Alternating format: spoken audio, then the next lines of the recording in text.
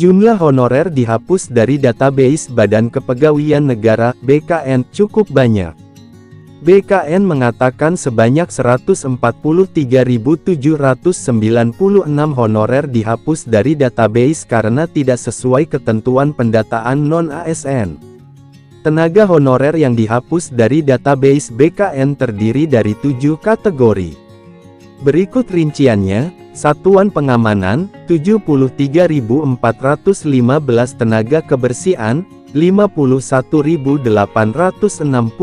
pengemudi, 5.915 masa kerja 1 tahun, 8.159 usia di bawah 20 tahun, 189 usia di atas 56 tahun, 1.599 tidak ada keterangan ijazah, 2.656 tenaga honorer tersebut sesuai ketentuan pendataan berdasarkan Surat Edaran Se.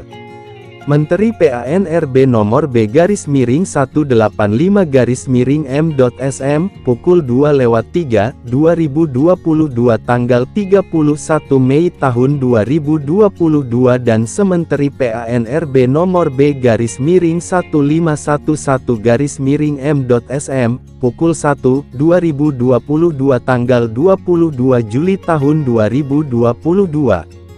Kepala BKN Bima Haria Wibisana menegaskan tenaga non-ASN yang tidak sesuai ketentuan pendataan dikeluarkan dari aplikasi BKN. Hal tersebut disampaikan Bima Haria Wibisana dalam rapat kerja (Raker) dengan Komisi 2 DPR RI.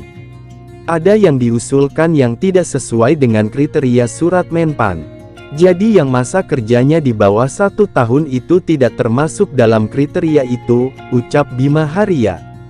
Selain masa kerja, kata Bima, usia tenaga honorer di bawah 20 tahun dan di atas 56 tahun juga tidak sesuai dengan ketentuan pendataan. Ada yang usianya di atas 56 tahun. Itu juga tidak termasuk dalam kriteria, jelas Bima.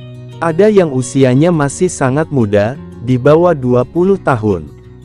Itu juga tidak termasuk dalam kriteria, tambah Bima. Bima mengasumsikan tenaga honorer yang usianya di bawah 20 tahun itu baru lulus SMA. Sementara tenaga non-ASN yang memenuhi kriteria untuk diangkat menjadi pegawai pemerintah dengan perjanjian kerja P3K, harus mengabdi di instansi pemerintah minimal 2 tahun. Tenaga non-ASN yang berusia di bawah 20 tahun dipastikan belum memiliki pengalaman kerja 2 tahun sebagai honorer. Bima menjelaskan, semua kategori yang tidak memenuhi ketentuan pendataan non-ASN dihilangkan dari database BKN. Jadi mungkin itu kelompok-kelompok yang bisa dihilangkan dari database, tegas Bima Haria.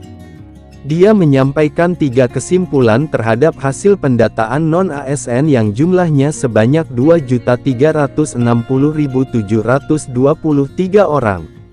Pertama, ada dugaan data yang disampaikan belum sepenuhnya menggambarkan data yang sebenarnya, terutama upaya melakukan manipulasi data yang sebenarnya. Dari data itu, kami melihat belum sepenuhnya menggambarkan data yang sebenarnya, ucap Bima. Banyak yang mungkin merekayasa data itu. Ini mungkin perlu pendalaman lebih lanjut, tambah Bima Haria. Kedua, sebagian pejabat pembina kepegawaian (PPK) belum menyampaikan surat pernyataan tanggung jawab mutlak (SPTJM). Ketiga, beberapa instansi tetap menyampaikan data-data yang tidak sesuai dengan Surat Menparp nomor B-185-M.SM, pukul 2:03, 2022, kemudian banyak juga instansi yang walaupun datanya sudah kami sampaikan tidak memenuhi kriteria, tetapi tetap saja diusulkan, jelas Bima. Berdasarkan 3 kesimpulan itu, Bima Haria menyatakan data tenaga honorer atau non-ASN perlu diaudit oleh lembaga independen.